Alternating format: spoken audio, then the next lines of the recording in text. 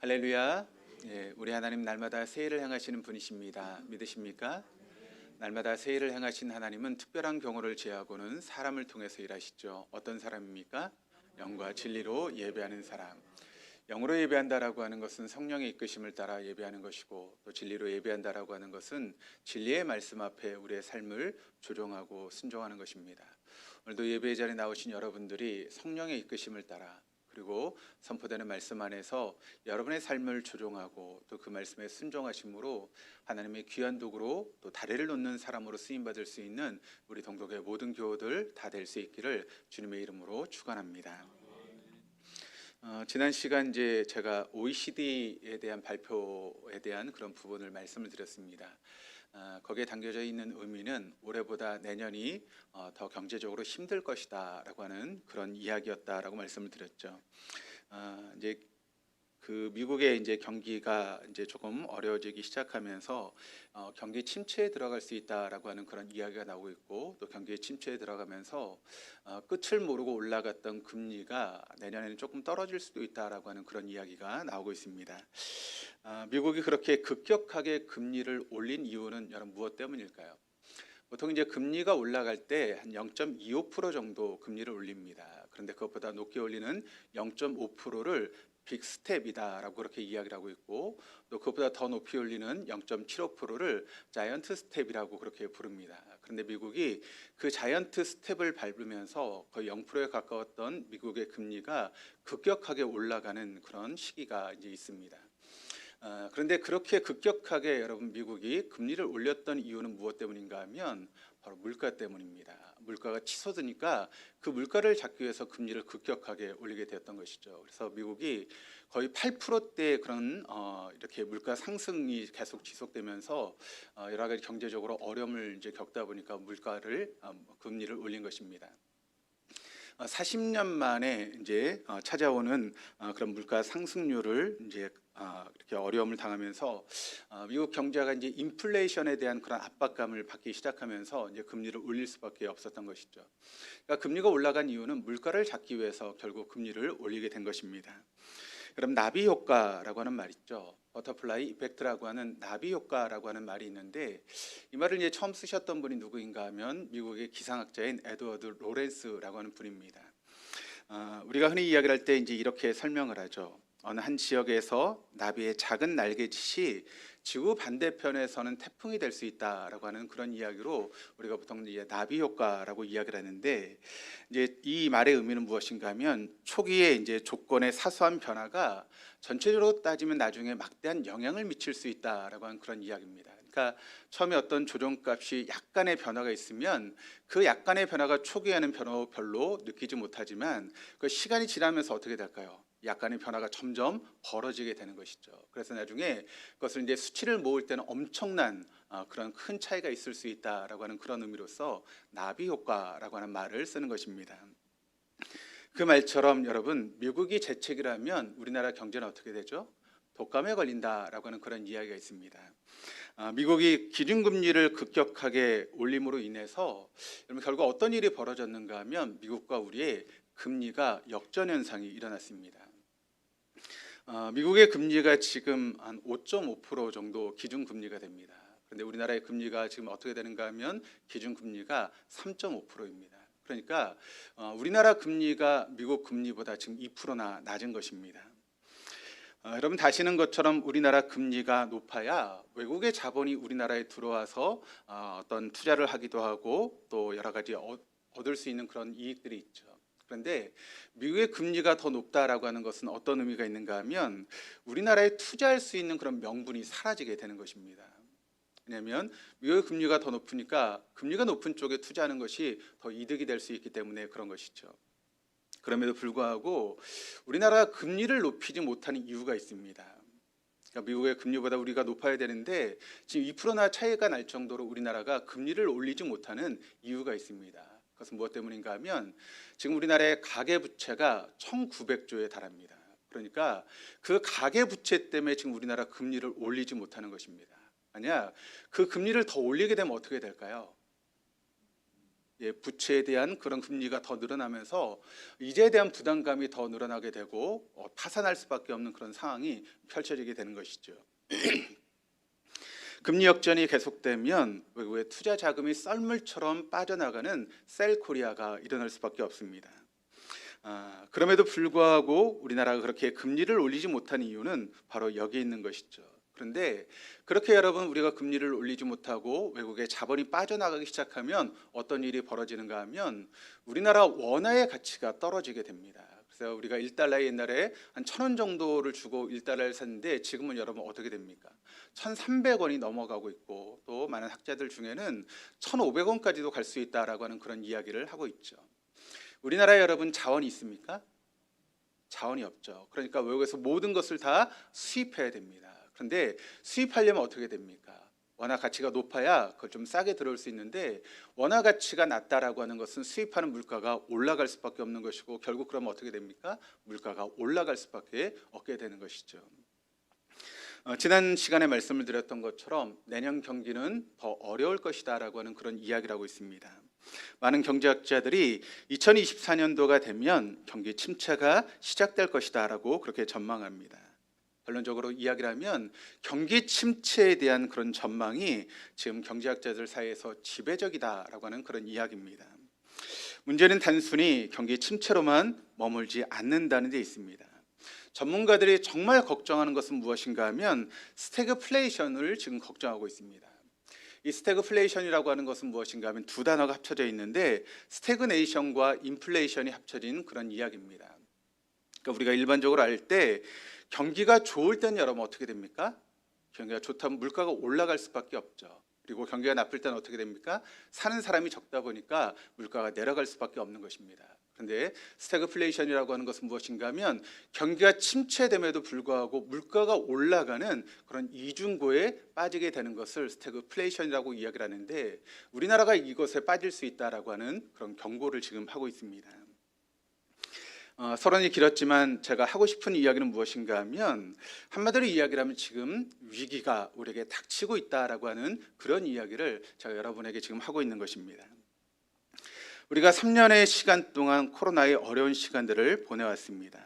그래서 지금 코로나의 터널을 좀 빠져나오면서 겨우 좀 숨을 쉴 수 있을 정도의 그런 시간이 됐는데 우리에게 더 어려움의 터널이 기다리고 있다라고 하는 것을 지금 말씀하고 있는 것입니다. 코로나의 시간을 보내면서 이제 막 우리에게 햇빛이 이제 비추는 것 같은 그런 시간이 다가왔는데 아니 우리에게 더 크고 더 깊고 더 어두운 터널이 우리를 기다리고 있다라고 하는 그런 말이 되는 것입니다. 그런데 여러분 사실 이 코로나 사태를 우리가 겪으면서 느낀 것이지만 이 코로나 사태는 우리의 몸을 공격하는 그런 어려움이었습니다.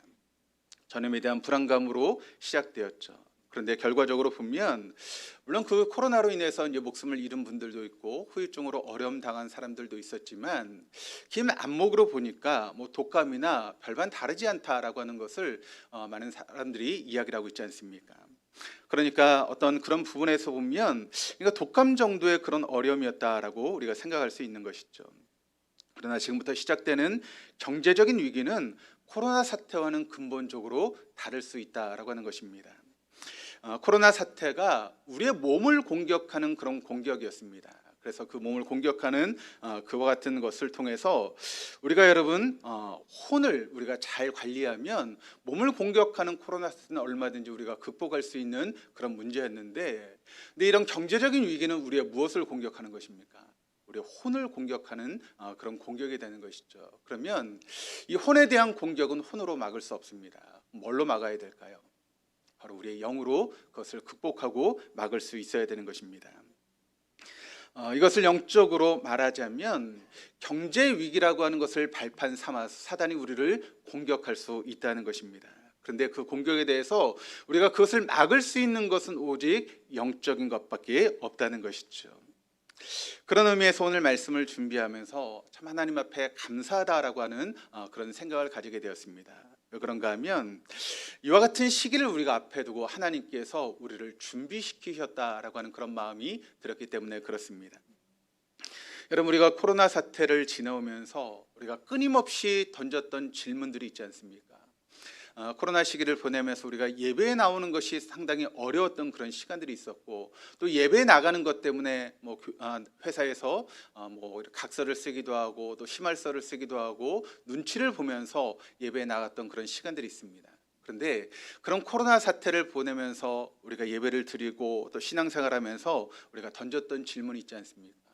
내가 이런 손해를 감수하고 또 이런 왕따를 당하고 어려움을 당하면서도 내가 예수를 믿을 만한 분명한 이유가 우리에게 있는가? 그런 어려움이 있지만 내가 분명히 예수를 믿을 수 있는 그런 이유가 내게 있는가라고 하는 그런 질문을 던졌고, 또 우리가 그렇게 예수를 믿을 만한 그런 가치가 우리에게 있는가라고 하는 그런 질문을 우리가 계속 던지지 않았습니까? 그 질문하면서 우리는 그 질문에 대한 답을 찾게 되었죠. 여러분, 성경이 말하는 교회는 무엇입니까? 성경에서 말하고 있는 교회라고 하는 것은 어떤 경우에도 절망의 공동체가 아니라 소망의 공동체가 바로 교회다라고 하는 것을 우리가 함께 말씀을 통해서 나눴고, 또 성경이 말하는 여러분 성도라고 하는 것은 무엇인가 하면 어떤 경우에도 절망을 말하지 않고 소망을 붙들고 살아가는 사람들이 바로 성도다라고 하는 것을 우리가 코로나 시간을 통해서 계속해서 질문을 던지면서 우리가 함께 배우는 그런 시간을 가졌습니다. 여러분, 기억하세요. 우리 앞에 엄청난 절망의 상황이 우리를 기다리고 있다는 것입니다. 그런데 여러분이 진정 하나님의 사람이라면 어떤 경우에도 여러분의 입속에서 절망이라고 하는 단어를 쓰지 않아야 한다는 것입니다. 그것은 하나님의 사람이 아니기 때문에 그렇습니다. 믿지 않는 사람들은 얼마든지 절망에 대해서 이야기를 할 수 있고 그런 상황 속에서 절망을 이야기할 수 있지만, 그러나 믿는 사람들은 어떤 상황 속에서도 절망을 이야기해서는 안 된다는 것입니다. 믿는 사람은 그런 절망 같은 상황 가운데도 소망을 붙들고 하나님 앞에 나아가는 사람들, 그 사람이 진정한 믿음의 사람이다라고 하는 것을 여러분 잊지 마시기를 바랍니다. 그리고 그 하나님은 그렇게 믿음으로 살아가는 우리의 모든 삶 가운데 합력하여 선을 이루어 가시는 분이 바로 우리 하나님이시다라고 하는 것을 여러분 잊지 마시기를 바랍니다. 그러면 우리가 어떻게 이런 절망의 상황 가운데 소망의 공동체를 이루어갈 수 있는 것일까요? 무엇보다도 우리의 정체성을 우리가 분명히 할 수 있어야 한다는 것입니다. 우리가 누구인가 하는 정체성, 그것이 우리에게 필요하다는 것이죠. 여러분, 우린 누구입니까? 여러분 누구십니까? 우리는 하늘나라의 시민이다라고 하는 그런 정체성을 우리가 분명히 가져야 됩니다. 우리가 하나님 나라의 시민으로서의 그 시민권을 얻는 순간 우리 이 땅에 여러분 어떻게 삶을 살아가는 것입니까? 체류자로서 삶을 살아가는 것이죠. 이 세상은 우리의 영원한 본향이 아닙니다. 잠시 머무르는 체류지에 불과한 것이 우리가 살고 있는 이 땅의 모습이라는 것이죠. 왜냐하면 우리 이 땅에 소망을 두고 살아가는 사람이 아니라 하늘에 소망을 두고 살아가는 하늘나라의 시민이기 때문에 그런 것입니다. 그러므로 우리가 하늘나라의 시민권을 얻는 순간 우리 이 땅에 어떤 삶을 살아가야 되는가 하면 나그네로서의 삶을 살아가는 것이 저와 여러분의 모습이다라고 하는 것을 우리 잊지 말아야 되는 것이죠. 여러분, 그런 분명한 정체성이 여러분에게 있으십니까? 난 하나님 나라의 시민으로서 이 땅에 나그네로 살고 있다라고 하는 그런 분명한 정체성을 여러분이 가지고 계십니까? 만약 우리가 이것이 없다면 우리의 믿음은 여러분 헛것일 수밖에 없다라고 하는 것을 여러분 기억하시기를 바랍니다. 두 번째, 나그네는 나그네이지만 이 세상의 나그네는 본질적으로 다른 나그네라는 것입니다. 왜냐하면 우리에게는 하늘나라에 대한 그런 본향에 대한 소망이 있기 때문에 그런 것이죠. 우리에게는 분명한 본향이 있습니다. 본향이 분명한 사람은 어떤 경우에도 어떤 상황 가운데도 불안할 필요가 없다는 것입니다. 왜냐하면 이 땅의 삶은 나그네로 끝나는 삶인데 여러분, 이 땅에서 조금 어려움을 당하고 위기가 우리에게 찾아온다고 해서 그것 때문에 불안할 필요가 없는 것 아니겠습니까? 여러분, 한번 생각해 보시기를 바랍니다. 어떤 분이 아파트 분양을 받았습니다. 그래서 이제 아파트가 분양되고 또 아파트가 다 지어져서 그 아파트에 입주할 날짜를 이제 받았습니다. 그런 분이 생각을 해보니까 내가 살았던 집이 오랜 시간 동안 살아서 좀 정이 들었습니다. 그리고 이제 추억도 많이 쌓였죠. 그럼에도 불구하고 내가 이사갈 집이 훨씬 더 좋은 아파트라고 하면 그럼 어떤 마음이 있으시겠습니까? 기대감이 있지 않겠습니까? 아, 내가 저렇게 좋은 아파트에 들어갈 수 있는 시간이 얼마 남지 않았다. 그리고 그날을 기다리는 것 아니겠습니까? 이 땅에 있는 아파트와 비교할 수 없는 하늘의 본향이 우리를 기다리고 있습니다. 천국이 우리를 기다리고 있다면 여러분, 이 땅에서 우리가 조금 힘들고 어렵게 살아도 그게 무슨 문제가 되겠습니까? 우리가 그날을 손꼽아 기다리면서 내가 하늘나라에 올라갈 시간들을 기다리고 있는 것이 여러분, 저와 여러분의 모습 아니겠습니까? 그러면 우리는 누구입니까? 우리에겐 본향에 대한 분명하고도 살아있는 소망을 붙들고 살아가는 사람들이 바로 저와 여러분이라고 하는 것을 잊지 마시기를 바랍니다. 그런데 이와 같은 분명한 정체성이 없으면 우리가 성화의 삶을 살아갈 수 없다는 것입니다. 이게 없으면 우리가 죽으면 천국에 갈 수는 있지만 초대교회 성도들처럼 여러분, 세상이 감당할 수 없는 그런 삶을 살아갈 수 없다는 것입니다. 여러분, 초대교회 성도들이 어떤 삶을 살았습니까? 그들은 가진 것도 없었고 배운 것도 없었고 능력도 없었습니다. 그런데 이 살아있는 소망을 붙들고 그들이 삶을 살아갔을 때 세상이 그들을 감당할 수 없는 그런 능력의 삶을 살아갈 수 있도록 그들을 만들지 않았습니까? 그러므로 우리에게도 이와 같은 소망이 있을 때 세상이 우리를 감당하지 못하는 능력의 삶을 우리가 얼마든지 살아갈 수 있다라고 하는 것을 여러분, 믿으시기를 바랍니다. 그러므로 교회 공동체는 어떤 경우에도 소망의 공동체입니다. 그런 분명한 정체성을 가지고 살아가는 그런 사람들, 이런 소망을 붙들고 살아가는 사람들, 이런 삶을 가르쳐서 뭐라고 이야기할 수 있는가 하면 바로 선교적인 삶이다라고 이야기할 수 있습니다. 이런 분들은 굳이 전도를 하지 않아도 그 삶 자체가 전도이고 선교가 되는 것이죠. 그렇다고 해서 제가 전도를 하지 말라라고 하는 이야기는 아닙니다. 그 삶 자체가 전도적인 삶이 될 수 있고 선교적인 삶이 될 수 있다라고 하는 것을 이제 제가 여러분에게 말씀을 드리는 것이죠. 어떻게 우리가 이런 삶을 살아갈 수 있습니까? 성령과 함께 성화의 삶을 살아갈 때 이런 삶을 우리가 살아갈 수 있다는 것입니다. 그러니까 선교적인 삶을 다른 말로 이야기를 하면 성화적인 삶입니다. 그렇다면 성화의 삶이라고 하는 것은 무엇이겠습니까? 오늘 본문을 통해서 그 의미를 우리가 찾아볼 수 있게 되는데, 본문 11절 말씀을 보시면 우리가 누구인가에 대해서 이야기를 하고 있는데 이렇게 말씀하고 있죠. 오직 너 하나님의 사람아. 우리가 누구라고요? 우리는 하나님의 사람입니다. 우리에겐 마귀의 자녀가 아니라 우리는 하나님의 사람들이고 하나님의 자녀라는 것이죠. 여러분, 하나님의 존귀한 아들입니다. 여러분, 하나님의 사랑받는 딸입니다. 그것이 바로 우리의 모습입니다. 그리고 그 하나님은 우리의 아빠, 아버지가 되시는 분이십니다. 그 하나님이 우리의 아버지가 된다라고 하는 것은 여러분, 어떤 의미가 있습니까? 우리의 자녀된 우리를 결코 홀로 내버려 두지 않으신다는 것입니다. 우리를 절대로 떠나지 않으신다는 이야기입니다. 우리를 절대로 그와 같이 버려두지 않으신다라고 하는 이야기입니다.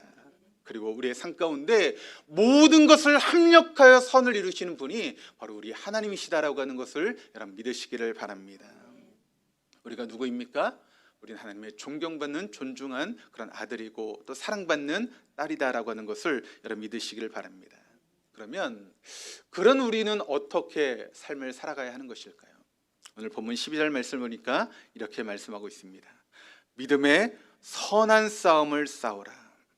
믿음의 선한 싸움을 싸우며 살아가는 것, 그것이 바로 하나님의 여러분 존귀한 아들이고 사랑받는 딸의 모습이다라고 하는 것을 여러분, 잊지 마시기를 바랍니다.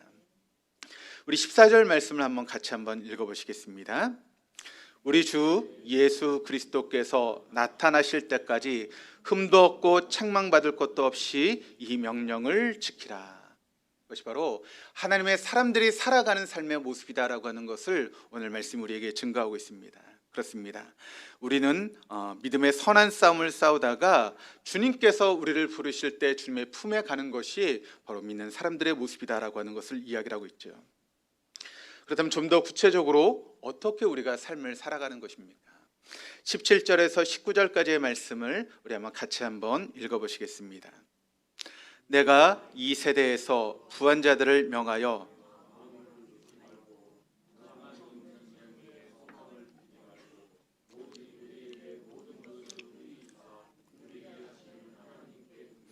선을 행하고 선한 사업을 많이 하고 나눠주기를 좋아하며 너그러운 자가 되게 하라.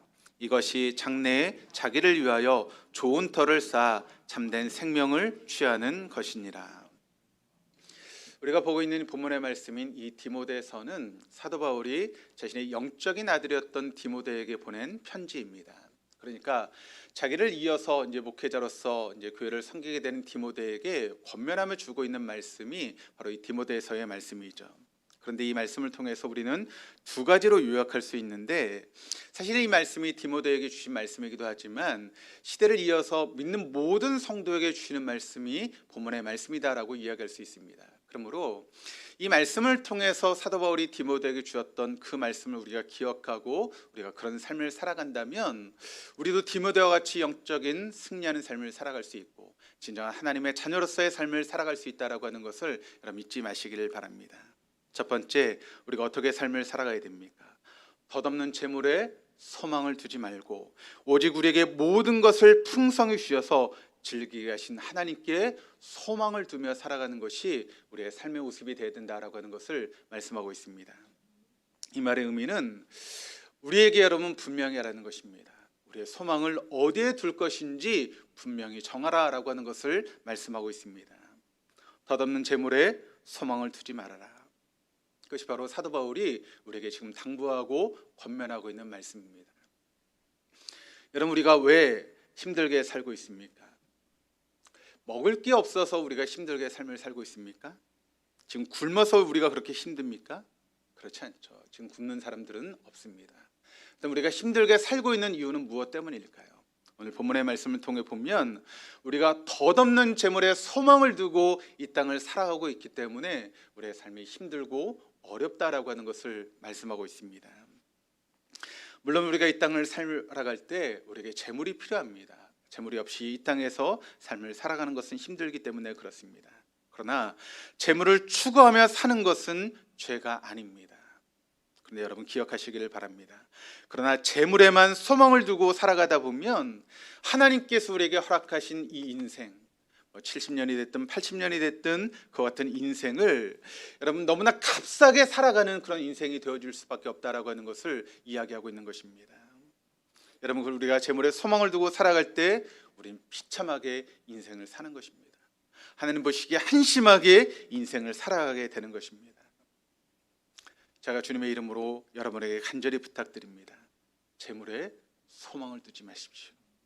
덧없는 재물에 소망을 두지 마시기를 바랍니다. 그 재물이라는 것, 하나님이 여러분 침 한 방에 날아가는 것이 우리가 소망을 두고 있는 재물일 수밖에 없습니다. 여러분, 오늘 말씀을 통해서 덧없는 재물에 우리가 소망을 둘 것인가, 하나님께 소망을 둘 것인가라고 이야기를 하고 있습니다. 우리가 하나님께 소망을 두며 인생을 살아가야 되는데 덧없는 재물에 소망을 두면 여러분 하나님께서 그것을 가만 보시겠습니까? 하나님은 질투하신 하나님이십니다. 만약 우리가 하나님보다 재물에 더 소망을 둔다면 그 재물을 하나님은 흩어버리실 것입니다. 그러므로 재물이 필요하고 재물이 중요하지만 그 재물에 소망을 두는 것이 아니라 하나님께 소망을 두며 살아갈 수 있는 우리 동독의 모든 교우들 다 될 수 있기를 주님의 이름으로 축원합니다. 두 번째로 선을 행하고 좋은 일을 많이 하고 아낌없이 베풀고 즐겨 나눠주는 것, 그것이 바로 믿는 성도의 모습이 되어야 된다라고 하는 것을 말씀하고 있습니다. 지금 우리에게 시작된 이 위기 앞에서 우리가 해야 될 일이 무엇인가, 바로 이것이 우리가 해야 될 일이라는 것입니다. 그런데 주님은 이 위기 속에서 우리가 어떤 일을 해야 되는가, 선을 행하고 좋은 일을 많이 하고 아낌없이 베풀고 즐겨 나눠줘야 된다라고 하는 것을 말씀하고 있죠. 한동안 영끌이라고 하는 단어가 유행이었습니다.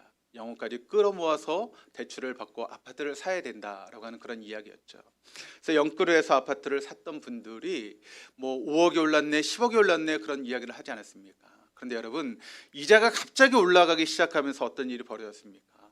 100만 원 이자 냈던 것이 200만 원이 되고 300만 원이 되고 400만 원이 돼서 지금 어려운 가운데 있는 그런 분들이 있습니다. 지금 아파트가 문제가 아니라 자신이 가지고 있는 모든 것을 지금 다 잃어버릴 수밖에 없는 그런 상황 가운데 빠지게 된 것이 지금의 현실의 모습이라는 것이죠. 그런 일들이 곧 우리에게 닥칠 수 있다라고 이야기를 하고 있습니다.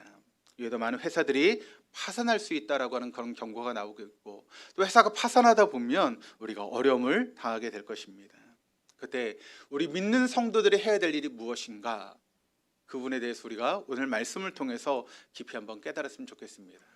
그런 위기 가운데 여러분, 나는 그런 위기를 겪지 않았으니까 그것 때문에 감사하고 하나님께 감사를 올려드리는 것, 그런 것이 아니라는 것입니다. 물론 그런 상황 가운데 하나님께 감사하는 것은 마땅한 일이지만, 근데 내가 그런 어려운 가운데 빠지지 않았다고 해서 감사로 끝나는 것이 아니라 우리 주변을 돌아볼 수 있어야 한다는 것입니다. 내 주변을 돌아보면서 어려움을 겪고 있는 사람들이 있는가, 삶의 희망을 빼앗긴 사람들이 있는가, 주저앉아서 지금 슬피 울고 있는 사람들이 있는가, 그런 사람들을 하나하나 붙잡아 줄 수 있는 그런 모습들이 우리 믿는 성도들의 모습 가운데 있어야 한다는 것입니다. 그리고 그런 사람들을 향해서 우리가 가지고 있는 것을 즐겨 나눠줄 수 있는 그와 같은 모습이 우리에게 필요하다는 것이죠. 여러분, 믿는 성도들의 삶은 나누는 삶이에요. 움켜쥐는 삶이 아닙니다. 그런데 여러분, 믿는 성도들조차도 움켜쥐기 위해서 애를 쓰는 사람들이 얼마나 많이 있습니까? 그러나 하나님은 우리에게 그것을 요구하지 않습니다. 네가 가지고 있는 것이 무엇이든지 그것을 나눠줄 수 있는 삶을 살아가라. 그것이 바로 우리를 향하신 하나님의 뜻인 것이죠. 코로나 기간 동안 어려운 사람들이 참 많이 있었습니다. 교회도 참 어려운 교회들이 많이 있었습니다.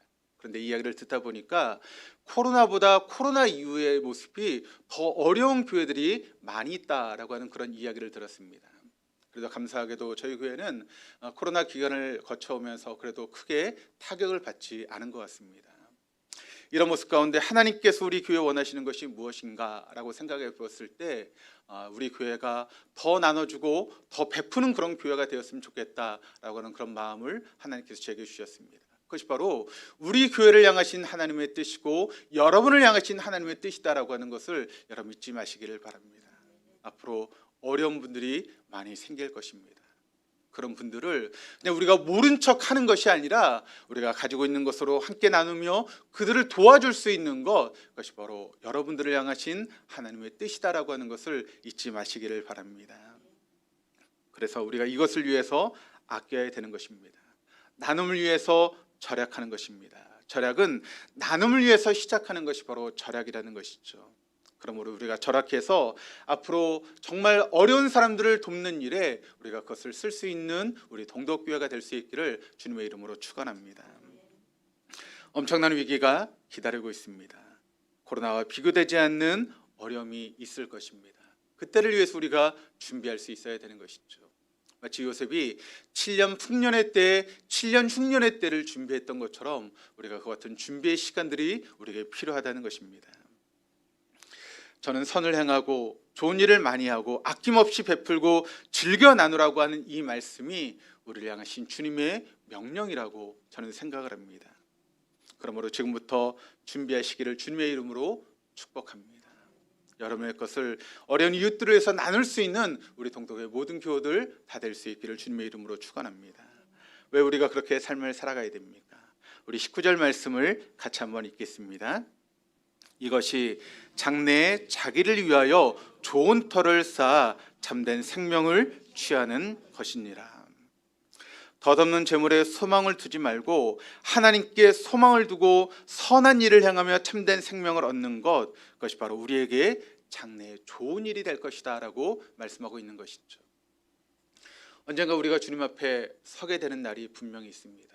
그때 주님께서 너는 뭘 하다 왔냐라고 이야기했을 때 여러분 뭐라고 대답하시겠습니까? 그저 하나님, 내가 움켜쥐고 내 것을 쌓다가만 내가 하나님 앞에 왔습니다 라고 대답하시겠습니까? 아니면 하나님께서 저에게 복을 주신 그 모든 것을 어려운 이웃들을 위해서 내가 나누고 즐겨 쓰면서 주님 앞에 섰습니다라고 고백하시겠습니까? 분명하게 우리에게 이야기를 하고 있습니다. 이것이 장래에 자기를 위하여 좋은 터를 쌓는 것이다. 이것이 바로 참된 생명을 취하는 것이다 라고 우리에게 분명하게 말씀하고 있습니다. 우리가 왜 그렇게 해야 됩니까? 보면 15절 말씀이 이렇게 증가합니다. 기약이 이르면 하나님이 그의 나타나심을 보이시리니. 이 말씀은 분명한 하나님이 정하신 때가 있다는 것입니다. 그때 주님께서 우리에게 다시 오시게 될 터인데, 그때 여러분 우리가 하나님 앞에 분명히 심판받는 그런 시간이 우리에게 있을 텐데, 우리가 그날을 바라보면서 우리의 장래를 위해서 좋은 터를 쌓는 그 같은 삶을 살아가는 것이 바로 지혜 있는 삶이다라고 하는 것을 우리에게 말씀하고 있는 것이죠. 여러분, 영원히 사실 것 같습니까? 어떠십니까? 난 아직 젊으니까 영원히 살 수 있다라고 생각하십니까? 그렇지 않습니다. 우리에게는 다 정한 기한이 있습니다. 주님이 부르시면 우리가 지금까지 쌓아놨던 모든 것 다 내려놓고 하나님께 가야 되는 시간들이 우리에게 분명하게 있습니다. 그때를 바라보고 살아가는 사람이 지혜로운 사람 아니겠습니까? 우리가 어떻게 이런 삶을 살아갈 수 있습니까? 우리 혼자서는 이런 삶을 살아갈 수 없습니다. 계속해서 강조하고 있는 말씀, 빌립보서 2장 13절 말씀을 같이 한번 읽겠습니다. 하나님은 여러분 안에서 활동하셔서 여러분으로 하여금 하나님을 기쁘시게 해드릴 것을 염원하게 하시고 실천하게 하시는 분이십니다. 그렇습니다. 이게 바로 성도고 그게 하나님의 사람들입니다. 왜 우리가 그렇게 살아가야 됩니까? 그럴 때 우리가 이 세상에서 별과같이 빛나는 인생을 살아갈 수 있기 때문에 그렇습니다. 성령을 모셔드리면 그때부터 우리의 삶이 완전히 달라지게 됩니다. 앞으로 전개되는 것은 우리의 강건한 육신으로는 이길 수 있는 문제가 아닙니다. 앞으로 우리에게 닥치는 위기는 우리의 건강한 혼으로 여러분 이길 수 있는 문제가 아닙니다. 영적인 능력 외에는 방법이 없습니다. 그 하나님의 영을, 거룩한 영을 내가 모셔드리고 그 하나님과 동행할 때 우리가 그 모든 어려움들을 이겨낼 수 있는 것입니다. 그러므로 그 성령을 초대하시고 그 성령과 함께할 때 우리의 삶이 완전히 달라지는 인생을 저 여러분이 살아갈 수 있는 것입니다. 그러므로 우리가 성령을 모시고 살면 그 엄청난 위기 속에서도 우리는 결코 굴하지 않을 것입니다. 세상을 능히 이기며 살아갈 수 있게 될 것이고 그 위기 가운데 반짝반짝 별처럼 빛나는 그와 같은 인생을 살아갈 수 있는 것입니다. 여러분들이 좋아하는 다이아몬드와 큐빗은 여러분 구분하기가 참 어렵습니다. 둘 다 반짝반짝거리고 무엇이 다이아몬드인지 무엇이 큐빗인지 구별할 수 없습니다. 그런데 그 다이아몬드와 큐빗을 물속에 넣으면 그때 확연하게 여러분 구분이 된다는 것입니다. 물속에서도 다이아몬드는 빛나지만 큐빗은 물속에서 그 빛나는 것이 줄어들게 된다는 것이죠. 진짜 그리스도인은 그럼 언제 빛날까요? 바로 위기 속에서 빛나는 것입니다. 평온할 때 여러분 그때는 믿음이 있는 사람이나 믿음이 없는 사람이나 다 똑같을 수 있습니다. 그러나 위기 속에서 그 믿음이 여러분 빛날 수 있다라고 하는 것을 여러분 믿으시기를 바랍니다. 지금 그 시기가 다가오고 있습니다. 주님은 그 위기 가운데 옥석을 가리시는 그런 시간들을 우리에게 분명하게 허락하실 것입니다. 그 위기 속에서 주님께서 우리에게 물으실 것입니다.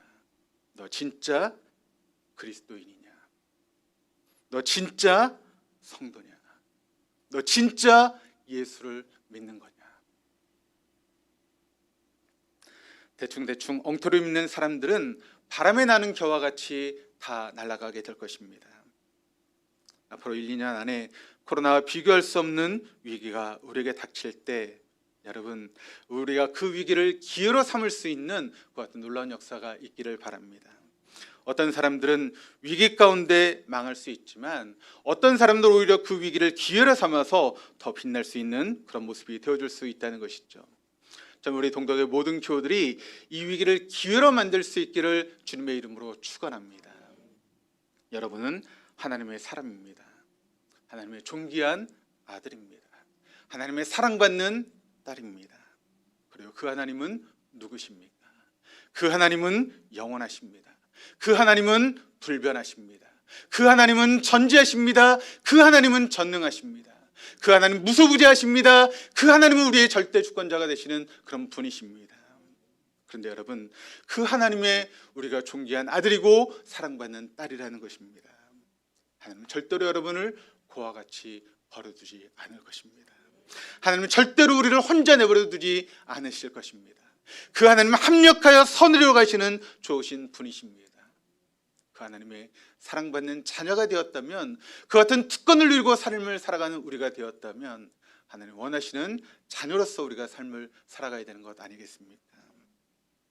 그런 하나님의 은혜를 충만히 받고 거룩한 삶을 살아야 합니다. 성화의 삶을 살아가야 한다는 것이죠.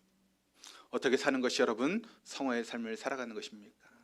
나 혼자 잘 먹고 잘 살고 아끼고 절약하고 하나님 감사합니다. 이 위기 속에서 내가 이렇게 어려움을 당하지 않도록 인도해 주셔서 감사합니다.